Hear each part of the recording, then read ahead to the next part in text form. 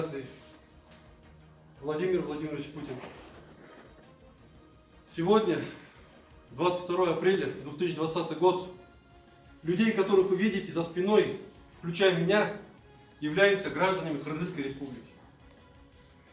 С 22 марта по сегодняшний день, 22 апреля, мы находимся в очень тяжелом состоянии.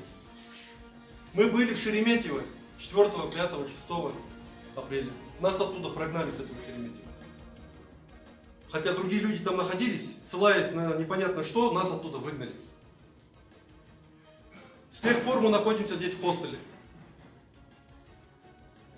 Мы просим одно единственное, ответьте на наш вопрос, пожалуйста. Мы купили билеты за свой счет. Мы не просим у Российской Федерации помощи, пособий или что-либо такое. Мы не просим.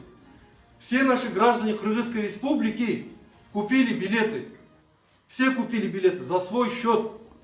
И мы просим одно, чтобы вы предоставили коридор, открыли и отправили нас на родину.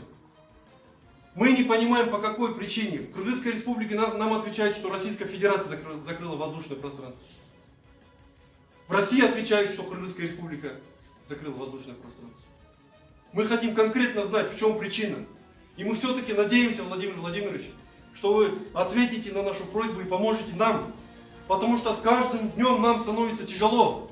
Среди нас есть пожилые люди. Среди нас есть беременные женщины. И не просто беременные женщины, а у которых срок уже 8-й месяц, которым через месяц уже надо рожать. Пожалуйста, Владимир Владимирович, мы очень сильно устали. У нас уже не хватает дальше терпения. Мы понимаем это все, всю ситуацию, но мы просим просто помощи.